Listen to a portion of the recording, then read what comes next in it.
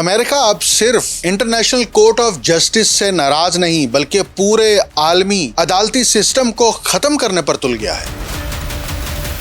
Trump نے ایران کے خفیہ جوہری پہاڑ پر بڑا حملہ کرنے کی دھمکی دے دی۔ کیا جبل الفاس پہاڑ کے نیچے ایران نے جوہری مواد چھپا رکھا ہے؟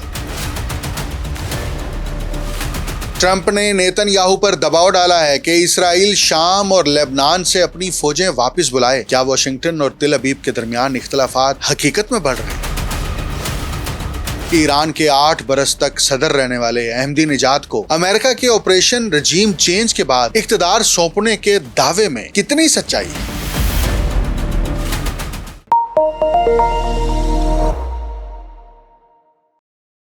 آپ دیکھ رہے ہیں انٹولڈ سٹوری ود ڈاکٹر اکمل سومی۔ امریکہ نے انٹرنیشنل کرمنل کورٹ کو بتدریج ختم کرنے کے لیے اقدامات کا اعلان کیا ہے۔ امریکی وزیر خارجہ مارکو روبیو نے اس حوالے سے بیان دیا ہے کہ حکومت کے پاس موجود وسائل اور اتحادیوں سے مل کر ICC کو ختم کر دیا جائے گا۔ لیکن آگے انہوں نے بڑی خوفناک بات کی۔ وہ کیوں، میں ابھی آپ کو بتاتا ہوں۔ انہوں نے کہا کہ جارح حکومتوں NGOs کو امریکی آئین اور عدالتی نظام پر غالب نہیں آنے دیں گے۔ اب یہ بیان کیوں دیا؟ اس لیے کہ انٹرنیشنل کرمنل کورٹ نے اسرائیلی وزیر اعظم نیتن یاہو کے وارنٹ گرفتاری جاری کر رکھے ہیں اور عدالت نیتن یاہو پر جنگی جرائم اور غزہ میں انسانیت کے خلاف جرائم کے الزامات عائد کر چکی ہے۔ مارکو روبیو نے یقیناً یہ بیان ٹرمپ کے حکم پر دیا ہوگا، لیکن اصل مدعا یہ ہے کہ ICC یونائٹڈ نیشنز کا ذیلی ادارہ ہے، یہ کوئی NGO نہیں ہے۔ دوسری بات یہ ہے، امریکہ میں قائم ہونے والی UNO کے تمام اداروں کو سبوتاج کر کے خود امریکہ انٹرنیشنل ورلڈ آرڈر کو توڑنا چاہتا ہے۔ اگر ایسا ہے تو پھر دنیا کی 200 سے زائد ریاستوں کو یہ حق پہنچتا ہے کہ وہ مل کر ایک نیا عالمی ادارہ تشکیل دے دیں جو کیپٹلزم کی لعنت اور امریکی سامراجیت سے مکمل طور پر پاک بھی ہو اور آزاد بھی ہو۔ مارکو روبیو نے جو یہ بیان دیا ہے کہ جارح ریاستوں کی طرف سے ہم امریکہ کے سسٹم کو یرغمال نہیں بننے دیں گے، تو بات یہ ہے کہ میں ویسے ٹیررسٹ اسٹیٹ تو نہیں کہوں گا، لیکن امریکہ کا یہ ہمیشہ سے طریقہ واردات رہا ہے کہ کسی ملک پر جب حملہ آور ہونا ہو تو اس ملک کی فوج کو بھی دہشت گرد قرار دے دیا جاتا ہے، اس ملک کو بلکہ پوری ریاست کو بھی دہشت گرد قرار دے دیا جاتا ہے، اور اگر کوئی امریکہ کے مفادات کے خلاف قدم اٹھاتا ہے یا حتیٰ کہ انٹرنیشنل کرمنل کورٹ کے اندر بھی جاتا ہے تو اسے بھی امریکہ جارح ریاست تصور کرنے لگتا ہے۔ تو اگر آپ کے ہاں یہ تصورات آپ کے ذاتی مفادات کے گرد گھوم رہے ہیں تو عالمی دنیا میں اس کی کوئی گنجائش نہیں ہے۔ اس کی بنیادی وجہ یہ ہے کہ دنیا کو اب بالکل یہ واضح ہو چکا ہے کہ انٹرنیشنل ورلڈ آرڈر کو اور عالمی قوانین کو کون سبوتاج کرتا ہے، کون اس کی دھجیاں بکھیرتا ہے۔ اور اس کی سب سے بڑی اور کلاسیکل اگزامپل جو ہے وہ ابھی حالیہ ایران جنگ ہے، جس میں امریکہ نے اسرائیل کے مفادات کو تحفظ دینے کے لیے اور ملٹی نیشنل کمپنیوں کے مفادات کو تحفظ دینے کے لیے ایران کے اوپر جنگ مسلط کر دی، سویلین آبادی کو نشانہ بنایا، سویلین عمارتوں کو نشانہ بنایا، اور اب تو ٹرمپ یہ حکم صادر فرما چکے ہیں کہ اگر ایران نے گھٹنے نہ ٹیکے، تقریباً 28 فروری سے لے کے آج 15 جولائی تک ٹرمپ متعدد بار اپیلیں، منتیں، ترلے کر چکا ہے کہ ایران گھٹنے ٹیک دے۔ ایران گھٹنے ٹیکنے کے لیے تیار نہیں ہے، ہر قسم کی دھمکی دے چکے ہیں، لیکن ایران اپنی قومی خود مختاری کو داؤ پر لگانے کے لیے اور اس پر سمجھوتا کرنے کے لیے بالکل بھی آمادہ نہیں ہے، اور یہی سب سے بڑی ٹرمپ کی شکست ہے۔ اب ٹرمپ نے جب یہ کہا کہ اگلا حملہ بجلی گھروں پر ہوگا، یعنی بجلی جو ہے وہ منقطع کر دی جائے گی، سویلین انفراسٹرکچر پر ہوگا، پلوں کو تباہ کیا جائے گا، یہ واضح کر رہا ہے کہ سامراج اپنی موت دیکھ کر جو ہے نا وہ خوف زدہ ہو گیا ہے، اور اس لیے اب انٹرنیشنل کرمنل کورٹ کو بھی ختم کرنے کا مطالبہ کر دیا ہے، جو کہ خود ایک UNO کا ایک آئینی ادارہ ہے، اور ایک ریاست اٹھ کے کیسے اس کوڈ کو ختم کر سکتی ہے. شاید ٹرمپ کو یہ خوف بھی ہو کہ کل کو ایران کسی دوسری ریاست کے ساتھ مل کر اس کوڈ کے اندر ٹرمپ کے خلاف جو ہے وہ مقدمہ دائر کر کے ایک نئی پروسیڈنگ کا آغاز نہ کر دے. بہرحال امریکہ اب ICC کو ختم کرے گا, توڑے گا یا کیا کرے گا اس کا تو اندازہ نہیں, لیکن ایک بات ضرور ہے کہ دنیا ویسے بھی بڑے عرصے سے مطالبہ کر رہی ہے, چائنا کی طرف سے, رشیا کی طرف سے اور دیگر آزاد مملکتوں کی طرف سے یہ مطالبہ کیا جا رہا ہے کہ وقت کا تقاضا اور یہ ضرورت ہے کہ نیا عالمی ادارہ وجود میں لایا جائے اور وہ یونی پولر بنیادوں پر نہ ہو بلکہ ملٹی پولر بنیادوں پر ہو. اب یہ نہ جانے کب ہو, البتہ یہ واضح ہو گیا کہ ٹرمپ حکومت ایران جنگ کے بعد مکمل طور پر سٹیا چکی ہے.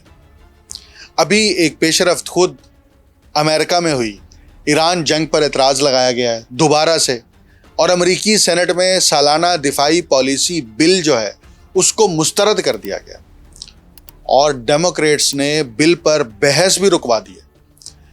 ڈیموکریٹس نے ایران جنگ پر شدید اعتراض کیا ہے اور یہ مدعا اٹھایا ہے کہ امریکی سینٹ میں سالانہ ڈیفنس پالیسی بل پر بحث کو آگے نہیں بڑھایا جا سکتا, اور اس کی وجہ یہ ہے کہ ایران جنگ پر شدید اعتراض کیا گیا ہے اور ان شکوں پر بھی کڑی تنقید کی گئی ہے جن کے تحت امریکہ اور اسرائیل کی افواج ایک دوسرے کے ساتھ فوجی اور انٹیلیجنس تعاون بڑھا سکیں گی. امریکی سینٹ میں اس معاملے پر ووٹنگ ہوئی ہے اور بل پر جو ووٹنگ ہوئی ہے اس میں 46 کے مقابلے میں 50 ووٹوں سے اس بل کو مسترد کر دیا گیا, اور ٹرمپ انتظامیہ نے $1 ٹریلین سے زائد مالیت کا بل تجویز کیا تھا.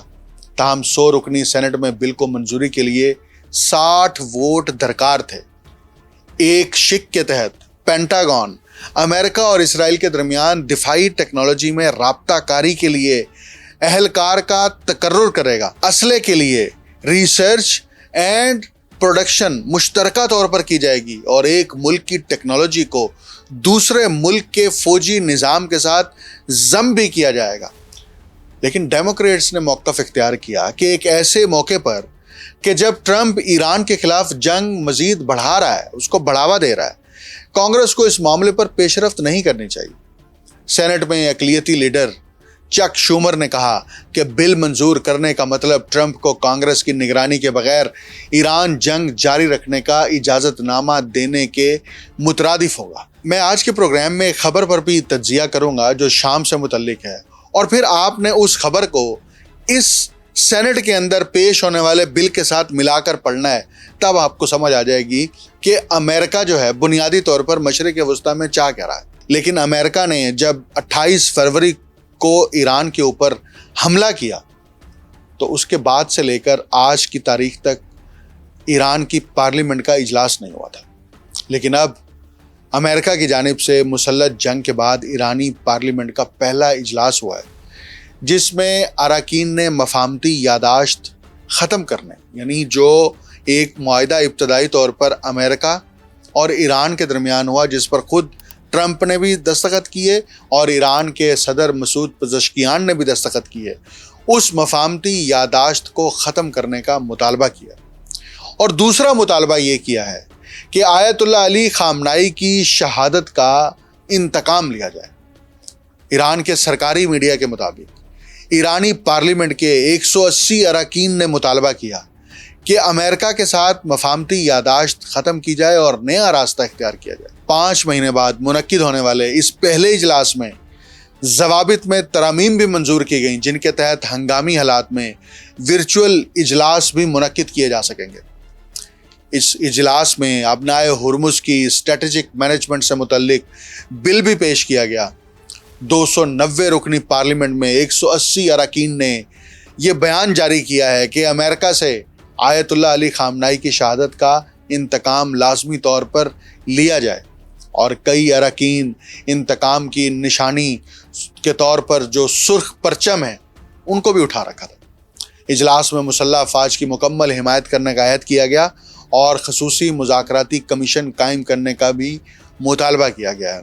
اور یہ جو امریکہ کی طرف سے पूरी दुनिया के अंदर ये प्रोपेगेंडा किया जा रहा है गुज़िश्ता 47 बरस से कि ईरान जो है वो थियोक्रेटिक स्टेट है और ईरान जो है वहाँ जमहूरियत नहीं है, तो ईरान की इस पार्लियामेंट ने दोबारा से साबित कर दिया है कि ईरान में कौमी फैसले जमहूरी राय की बुनियाद पर होते हैं, अमेरिका की डिक्टेटरशिप की तर्ज पर नहीं होते कि एक शख्स की आमरियत इस हद तक है कि वो कांग्रेस को भी सबोताज कर देती है, वो सेनेट को भी सबोताज कर देती है और वो पूरे सिस्टम को सबोताज करती है, बल्कि इंटरनेशनल ऑर्डर और इंटरनेशनल सिस्टम के ऊपर भी हमलावर होती है, क्योंकि वहाँ का सिस्टम ऐसा है कि पूरी ताकत जो है वो एक सदर के गिर्द घूमती है।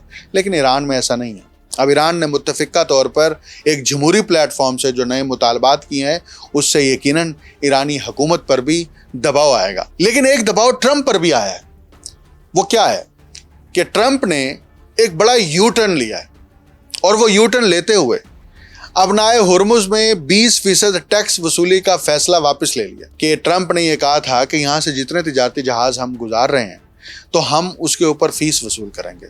वही ट्रंप जो अबनाए हुर्मुज़ पे पहले दिन से ये मुद्दा उठा रहे थे कि हम यहाँ से किसी भी किस्म की टैक्स वसूली नहीं करने देंगे, और ख़ुद टैक्स जो है वो नाफिज कर दी। यानी इतना झूठा, इतना बेतुक्का आदमी मैंने अपनी ज़िंदगी में कभी नहीं देखा, और वो भी वो शख्स जो दुनिया की सबसे बड़ी ताकत और मुमलिकत का सरबराह हो।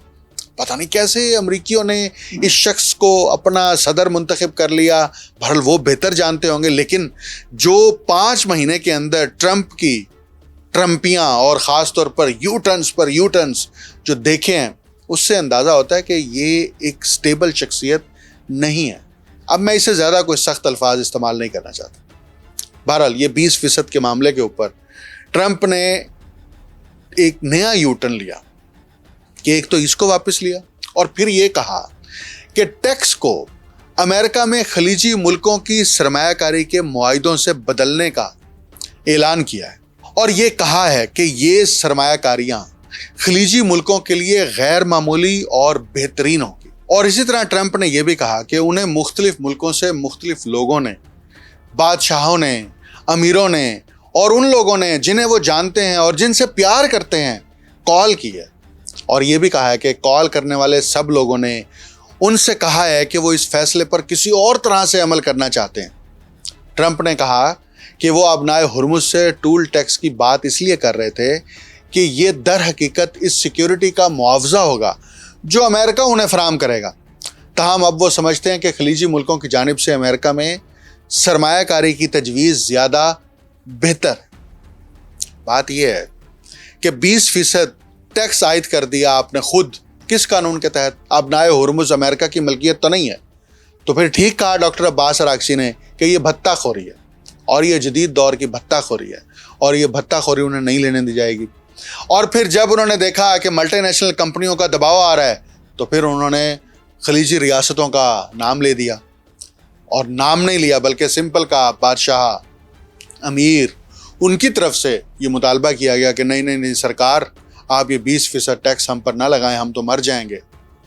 तो मुझे ये बात आज के दिन तक समझ नहीं आ रही कि ट्रंप जब कोई ऐसा बयान जारी करते हैं, वो क्या कौमी जिम्मेदारी के तहत बयान जारी नहीं करते, या वो एक टिपिकल सट्टेबाज की तरह, एक गली मोहल्ले के उस फर्द की तरह बात करते हैं जिनकी कोई क्रेडिबिलिटी नहीं होती, लेकिन वो बात ऐसे धड़ल्ले से करते हैं कि जैसे वो हर चीज़ के मालिक हैं। और ट्रंप ने बार बार ये साबित किया है कि वो अपने बयान पर नहीं रुक सकते, नहीं ठहर सकते। अभी ट्रंप ने एक और जो है वो धमकी दी है, ईरान को दोबारा से धमकी दी है। ईरान में जो नतंज की जोहरी तनसीब के करीब वाक़े कोहे मोल, या जिसे जबले अल्फाज कहा जाता है, इसको अमरीकी अफवाज के मुमकिन हदफ के तौर पर टारगेट करना और हमले करने का ऐलान किया है। अगरचे ये पूरी तरह वाज़ेह नहीं है कि इस मकाम पर क्या कुछ मौजूद है। कोहे मूल मरकजी दरवाजे के करीब एक बड़े हमले के लिए मुमकिन हदफ है, और ट्रंप ये भी कह रहे हैं कि हम कोहे मूल को ख़त्म कर देंगे। ईरानियों को बता दें कि वो तैयार रहें। ये कॉम्प्लेक्स बुनियादी तौर पर ईरान के वस्ती शहर नतंज की जोहरी तनसीब के जनूब में कोहे कोलांग में वाक़ है, जिस पर गुज़िश्ता बरस अमरीकी बमबार तैयारों ने हमला किया था। اور اس مقام کے بارے میں زیادہ معلومات دستیاب نہیں ہیں۔ البتہ یہ ضرور ہے کہ اس کی تعمیر کا آغاز جولائی 2020 میں ہونے والے اس دھماکے اور آگ کے واقعے کے بعد ہوا تھا۔ اس نے نتنز تنصیب میں زمین کے اوپر موجود جدید سینٹریفیوج اسمبل کرنے والے ہالز کو شدید نقصان پہنچایا تھا۔ تہران نے اس وقت اعلان کیا تھا کہ یہ واقعہ تخریب کاری کے باعث پیش آیا۔ بین الاقوامی جوہری توانائی ایجنسی کے ڈائریکٹر رافیل گروسی نے تصدیق کی تھی کہ زمین کے نیچے ایک متبادل تنصیب کی تعمیر شروع کر دی گئی ہے۔ تو اب امریکہ یہاں پر دوبارہ حملہ کرنے کا اعلان کر رہا ہے۔ اچھا آپ دیکھیں کہ ٹرمپ نے پہلے کہا کہ ایران کے پاس جوہری مواد ہے اور ہم نے B-52 بمبارمنٹ کے ذریعے سے وہاں پر حملہ کر کے اس سارے جوہری مواد کو ختم کر دیا۔ لیکن پھر سال بعد دوبارہ سے جنگ مسلط کر کے یہ اعلان کر دیا کہ ابھی بھی ان کے پاس جوہری مواد ہے۔ پھر جنگ ہو گئی، پھر کہا جی ہم نے لیڈرشپ بھی ختم کر دیا ہے، جوہری مواد بھی ختم کر دیا ہے اور سب کچھ ضائع ہو گیا، تو اب سب کچھ ختم ہو گیا۔ لیکن پھر ٹرمپ کی طرف سے یہ اعلان کیا جاتا ہے کہ نہیں جی نہیں، ابھی تو ایک پہاڑ ابھی بھی موجود ہے، اس کے نیچے جوہری تنصیبات کے حوالے سے وہاں انفراسٹرکچر بھی ہے اور جوہری مواد بھی ہے، اب ہم وہاں پر حملہ کریں گے۔ اور یہ حملہ کب ہوگا، کیسے ہوگا، ایران نے تو اس پر واضح طور پر جوابی دھمکی دی ہے کہ اگر اس پہاڑ کے اوپر حملہ کیا گیا تو ہم بڑا سخت جواب دیں گے۔ اب ایران جب یہ دھمکی دیتا ہے نا تو اس کو ذرا سمجھا کریں کہ جو لوگ بار بار یہ سوال کرتے ہیں نا کہ دیکھیں جی اسرائیل نے حملہ کیا ہے ایران کے اوپر، ایران جوابی حملوں میں خلیجی ریاستوں کے اوپر کیوں اٹیک کر رہا ہے؟ مجھے سمجھ نہیں آتی، کیا عقل کے دروازے بند ہیں یا آنکھیں بند ہیں یا مطالعہ نہیں ہے؟ او بھائی، تمام حملوں کی منصوبہ بندی، نگرانی، سرویلینس، کوآرڈینیشن وہ ساری خلیجی ریاستوں کی زمین کے اوپر بیٹھ کر ہو رہی ہے۔ تو جس زمین کے اوپر بیٹھ کر، جس مرکز سے بیٹھ کر یہ منصوبہ کیا جاتا ہے کہ ایران کے کس شہر کے اوپر، کس انفراسٹرکچر کے اوپر حملہ کرنا ہے، اس مرکز کو تباہ کرنا ضروری نہیں ہے؟ جب پلاننگ وہاں پر ہو رہی ہے تو وہ بھی ٹارگیٹڈ اٹیک کرتا ہے ایران، صرف اسی جگہ کے اوپر حملہ کیا جاتا ہے جہاں پر منصوبہ بندی ہو رہی ہے، یا جہاں پر ان کے تھاٹ سسٹم موجود ہیں، یا جہاں پر ان کے پیٹریاٹ سسٹم موجود ہیں، وہاں پر اٹیک کیا جاتا ہے، یا جہاں سے جہاز اڑتے ہیں۔ تو جب اسرائیل جو ہے وہ بارڈر کے قریب بھی نہیں ہے اور دیگر جو خلیجی ریاستیں بارڈرز کے قریب ہیں وہاں پر حملے کی منصوبہ بندی ہوتی ہے، تو پھر انہی جگہوں کو ایران نشانہ بنائے گا۔ اور ہمارا میڈیا جو ہے نا یہاں پر ڈنڈی مارتا ہے، بین الاقوامی میڈیا بھی، قومی میڈیا بھی، کہ ایران نے جوابی حملوں میں کویت کے اوپر حملہ کر دیا، بحرین کے اوپر حملہ کر دیا، متحدہ عرب امارات کے اوپر حملہ کر دیا۔ تو وہ یہ کیوں نہیں لکھتے کہ وہاں پر موجود امریکی فوجی اڈے کے اوپر حملہ کیا ہے؟ وہ یہ کیوں نہیں لکھتے کہ وہاں پر موجود امریکی سرویلینس سسٹم کے اوپر حملہ کیا ہے؟ وہ ملک کا نام لے کے اس پوری خبر کو ٹلٹ کرنے کی کوشش کرتے ہیں۔ اور ایسے ہی ایک اور خبر جو کل سے بار بار گردش کر رہی ہے اور وہ ٹرمپ کے بیان سے متعلق ہے، اور وہ یہ ہے، ایکزیوس نے اس کو پبلش بھی کیا ہے اور واشنگٹن سے یہ خبر آئی ہے کہ ٹرمپ نے اسرائیل سے مطالبہ کیا ہے کہ شام اور لبنان سے اپنی فوجیں باہر نکالیں۔ اب سوال یہ ہے کہ کیا ٹرمپ نے پہلی بار نیتن یاہو کو کھری کھری سنائی ہیں، یا اس کا حقیقت سے کوئی تعلق نہیں ہے؟ اور کیا امریکہ اب اسرائیل کو شام سے نکالنا چاہتا ہے؟ کچھ عرصے پہلے تک یہ تصور کرنا بھی مشکل تھا کہ ٹرمپ، جنہیں اسرائیل کا سب سے بڑا امریکی حامی سمجھا جاتا ہے، ایک دن خود نیتن یاہو کو فون کر کے کہیں گے کہ شام سے اپنی فوجیں واپس بلاؤ، لبنان بھی اپنی فوجی موجودگی کم کرو۔ لیکن اب یہی خبر امریکی اور اسرائیلی حکام کے ذریعے سامنے آئی، جس نے مشرق وسطیٰ کی سیاست میں ایک نئی بحث چھیڑ دی ہے۔ سوال یہ ہے کہ آخر ایسا کیا بدل گیا ہے؟ کیا امریکہ اور اسرائیل کے تعلقات میں دراڑ پڑ رہی ہے، یا واشنگٹن صرف اپنی نئی ریجنل اسٹریٹجی پر عمل درآمد کر رہا ہے؟ در حقیقت اس خبر کو صرف ایک فون کال کے طور پر دیکھنا بڑی غلطی ہوگی۔ یہ اس وسیع تر امریکی اسٹریٹجی کا حصہ معلوم ہوتی ہے جس کے تحت واشنگٹن مشرق وسطیٰ میں مستقل جنگ کے بجائے ایک ایسا ماحول پیدا کرنا چاہتا ہے جہاں اس کے مفادات کم لاگت کے ساتھ محفوظ رہ سکیں۔ امریکہ اس وقت اپنی اصل توجہ چین کے ساتھ عالمی مقابلے، بحر الکاہل आर्टिफिशियल इंटेलिजेंस, मॉडर्न टेक्नोलॉजी और आलमी तिजारती रास्तों पर मरकूज करना चाहता है। ऐसे में शाम और लेबनान में एक नई जंग वाशिंगटन के लिए फायदे के बजाय नुकसान का बायस बन सकती है। यही वजह है कि ट्रंप ने न सिर्फ शाम बल्कि लेबनान के हवाले से भी इसराइल को पैगाम दिया है कि मुसलसल फौजी कब्जा कशीदगी में इजाफा कर रहा है। और अमरीकी हुकाम के मुताबिक ट्रंप ने नेतन्याहू से साफ अल्फाज में कहा कि अब आपको अपनी फौजें मजीद वहां नहीं रखनी चाहिए। अब यह कहा जा रहा है कि अमरीकी सदर का यह जुमला मामूली नहीं है, बल्कि एक वाज़ेह सियासी पैगाम है कि वाशिंगटन अब इसराइली फौज की तवील मौजूदगी को अपने मफादात के मुताबिक नहीं समझ रहा। ये फ़ोन कॉल उस वक्त हुई है जब एक रोज़ कबल ही ट्रंप ने तुर्किया में नेटो सरबराही इजलास के मौके पर शाम के सदर अहमदुल शरा से मुलाकात की थी।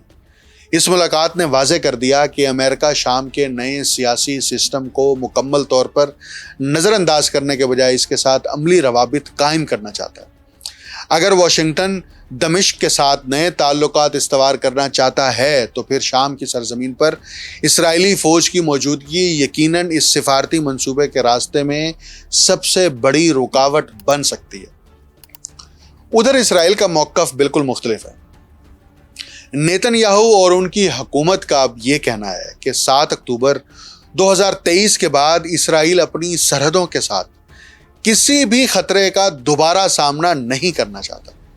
इसलिए जनूबी शाम और जनूबी लेबनान में बफर जोन कायम रखना इसराइल की नेशनल सिक्योरिटी का लाजमी हिस्सा है।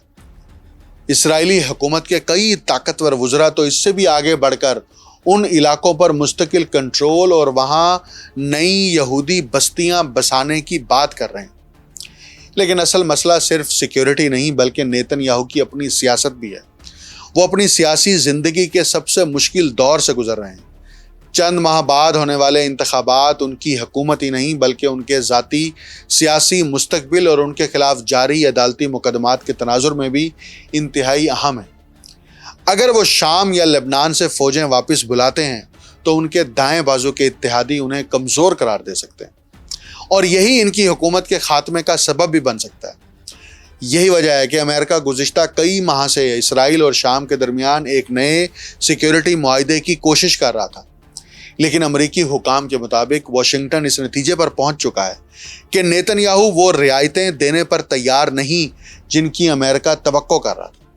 इन रियायतों में दिसंबर 2024 में बशारुल असद की हुकूमत के खात्मे के बाद शाम के ज़ेरे कब्ज़ा इलाकों से इसराइली फ़ौज का मरहलावार इनखला भी शामिल था। इसी दौरान जनूबी शाम में एक और अहम तब्दीली भी देखी गई। हालिया हफ्तों में कई मकामात पर मकामी शामी शहरी इसराइली फ़ौज के खिलाफ सड़कों पर निकल आए, एहतजाज किया है और बाज़ जगहों पर इसराइली फ़ौजियों के साथ झड़पें भी हुईं। इसका मतलब ये है कि इसराइली फ़ौजी मौजूदगी अब सिर्फ एक फ़ौजी मसला नहीं रही बल्कि मकामी मज़ाहमत को भी जन्म दे रही है, जिससे हालात मज़ीद पेचीदा हो सकते हैं। अब सवाल यह है कि क्या अमेरिका वाकई इसराइल पर दबाव डाल रहा है? इसका जवाब हाँ भी है और नहीं भी। हाँ इसलिए कि वाशिंगटन पहली मर्तबा इतनी खुलकर शाम और लेबनान में इसराइली फ़ौजी मौजूदगी पर एतराज़ कर रहा है। लेकिन इसका जवाब नहीं इसलिए कि अमेरिका इसराइल को छोड़ नहीं रहा, बल्कि वो सिर्फ इसराइल की अस्करी स्ट्रेटजी को अपने वसीतर रीजनल मफादात के मुताबिक ढालना चाहता है। अमेरिका चाहता है कि इसराइल महफूज भी रहे, लेकिन ऐसा कोई कदम ना उठाए जो पूरे खित्ते को दोबारा एक बड़ी जंग में धकेल दे।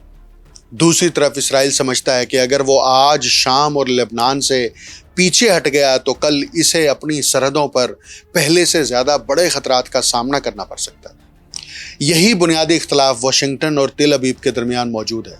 ये तनाज़े सिर्फ दो इत्तेहादियों के दरमियान राय का इख्तलाफ नहीं बल्कि मशरिक़ वस्ता के मुस्तकबिल की डायरेक्शन का तयन भी करेगा। अगर अमेरिका अपनी ख्वाहिश के मुताबिक इसराइल को मरहलावार इनखला पर आमादा कर लेता है तो शाम में एक नया सियासी तवाज़ुन पैदा हो सकता है। लेकिन अगर नेतन्याहू ने अमरीकी दबाव को मुस्तरद कर दिया तो न सिर्फ अमेरिका और इसराइल के दरमियान इख्तलाफात बढ़ सकते हैं बल्कि शाम, लेबनान, ईरान और इसराइल के दरमियान एक नए तसादुम के इम्कानात भी मजबूत हो जाएंगे। اس پوری صورتحال سے ایک حقیقت ضرور سامنے آتی ہے کہ مشرق وسطیٰ میں اب صرف ہتھیاروں کی جنگ نہیں لڑی جا رہی، بلکہ سفارتکاری، معاشی مفادات اور عالمی طاقتوں کی نئی ترجیحات بھی میدان میں اتر چکی ہیں۔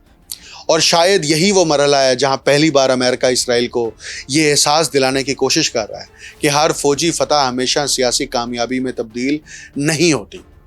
میں نے شروع میں کہا تھا کہ یہ جو سینٹ کے اندر بل پیش کیا جا رہا ہے، اس بل کو اور آگے چل کے خبر پر میں جب تجزیہ اور تبصرہ کروں گا، اس کو ملا کے پڑھیں اور سمجھیں کہ بات یہ ہے، ایک طرف ٹرمپ اسرائیل کے اوپر یہ دباؤ ڈالتا ہے کہ وہ شام اور لبنان سے اپنی فوجیں واپس بلا لیں، اور دوسری طرف ٹرمپ کی حکومت سینٹ کے اندر ایک بل لاتی ہے جس بل کے تحت وہ اسرائیل کے ساتھ مل کر ویپنز کی، اسلحے کی جوائنٹ پروڈکشن، جوائنٹ ریسرچ کو آگے بڑھانا چاہتا ہے اور مزید اسرائیل کی امداد کرنا چاہتا ہے۔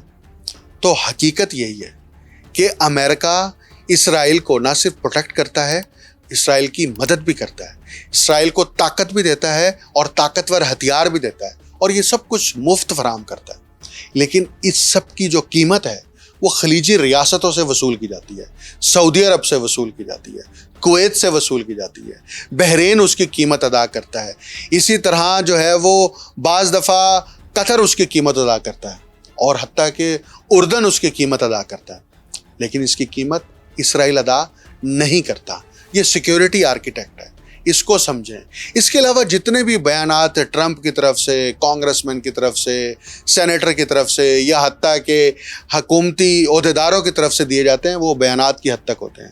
اصل کارروائی سینٹ کے اندر اور کانگریس کے اندر ہوتی ہے، اور یہ بل اس کی واضح مثال ہے کہ امریکہ اسرائیل کے بغیر نہیں چل سکتا اور اسرائیل امریکہ کے بغیر نہیں چل سکتا۔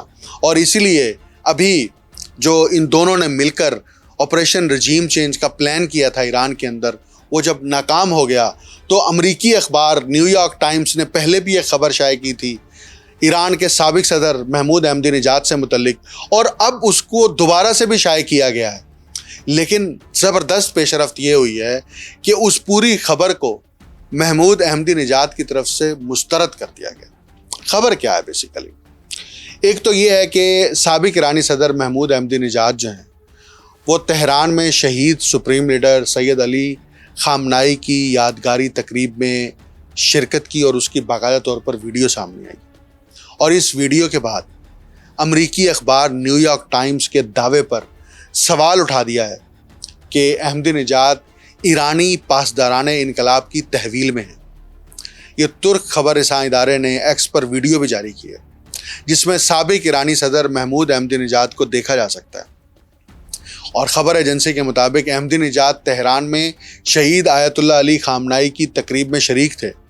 یہ عوامی شرکت امریکی اخبار نیو یارک ٹائمز کی اس رپورٹ کے شائع ہونے کے ایک روز بعد سامنے آئی ہے جس میں دعویٰ کیا گیا تھا کہ سابق صدر اسرائیلی خفیہ ایجنسی موساد سے رابطے میں تھے اور ایران میں اسرائیل کے رجیم چینج منصوبے کا حصہ تھے۔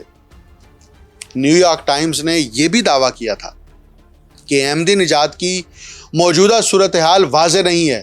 انہیں آخری بار 6 جولائی کو سابق سپریم لیڈر شہید آیت اللہ علی خامنائی کے جنازے میں مختصر وقت کے لیے دیکھا گیا، جہاں وہ نقاب پوش اور بھاری کوٹ پہنے محافظوں کے گھیرے میں تھے۔ اخبار کے مطابق خیال کیا جاتا ہے کہ اسرائیلی انٹیلیجنس سے مبینہ تعلقات کے باعث اب وہ ایرانی پاسداران انقلاب کی تحویل میں ہیں۔ دوسری جانب محمود احمدی نژاد نے موساد سے تعلق اور نظر بندی سے متعلق نیو یارک ٹائمز کی رپورٹ کو مکمل بے بنیاد قرار دیتے ہوئے مسترد کر دیا۔ احمدی نژاد کے دفتر کی جانب سے جاری بیان میں کہا گیا ہے کہ نیو یارک ٹائمز نے عوامی رائے کو گمراہ کرنے اور ایران کے اندر اختلافات کو ہوا دینے کے لیے من گھڑت رپورٹ شائع کی۔ بیان میں اس دعوے کی بھی تردید کی گئی ہے کہ احمدی نژاد نظر بند ہیں۔ دفتر کا یہ بھی کہنا تھا کہ یہ الزام بھی محض اس لیے گھڑا گیا ہے تاکہ اخبار کے بے سروپا دعووں کو تقویت دی جا سکے۔ محمود احمدی نژاد 2005 سے 2013 تک ایران کے صدر رہے، اور مجھے یاد ہے اس وقت ہم یونیورسٹی میں پڑھتے تھے محمود احمدی نژاد امریکی یونیورسٹیوں میں جا کر امریکہ کے خلاف وہاں کھڑے ہو کر تقریریں کیا کرتے تھے، لاجک کے ساتھ، منطق کے ساتھ. اور نہ وہ صرف اسرائیل کے بڑے سخت خلاف تھے بلکہ مشرق وسطیٰ کے اندر امریکی بالادستی کو بھی مسلسل چیلنج کرتے رہے. یہ 2005 سے لے کر 2013 تک کی ان کی تقاریر، ان کی کوریجز، ویڈیوز، فوٹیجز آپ دیکھ لیں، آپ کو اندازہ ہو جائے گا. لیکن اس شخص سے متعلق امریکی اخبار کا یہ دعویٰ کرنا کہ وہ اسرائیلی خفیہ ایجنسی موساد کے ساتھ مل کر آپریشن رجیم چینج کا حصہ تھا، نہ صرف مضحکہ خیز ہے بلکہ اس بات کو بھی عیاں کرتا ہے کہ امریکہ کچھ بھی بیچ دیتا ہے اور کچھ بھی بیچنے کے لیے خود کو تیار کر لیتا ہے. لیکن یہ دھندا اب مزید نہیں چلے گا. زیادہ سے زیادہ 10 سال 15 سال اور اس دھندے کو چلا لیں گے. آخر اس کا زوال آنا ہے اور وہ زوال قریب ہے. اور یہی سامراج کو اپنی موت نظر آ رہی ہے، جس کو روکنے کے لیے وہ کبھی جنگ مسلط کرتا ہے، کبھی حملے کرتا ہے، کبھی ملکوں کے اوپر قبضہ کرنے کی کوشش کرتا ہے اور کبھی دھونس دھاندلی کے ذریعے سے ملکی وسائل کے اوپر قابض ہو کر اسے ملٹی نیشنل کمپنیوں کے حوالے کرنے کی بھونڈی کوشش کرتا ہے، بلکہ مسلسل کر رہا ہے. مجھے ڈاکٹر اکمل سمرو کو اجازت دیجیے. اللہ حافظ.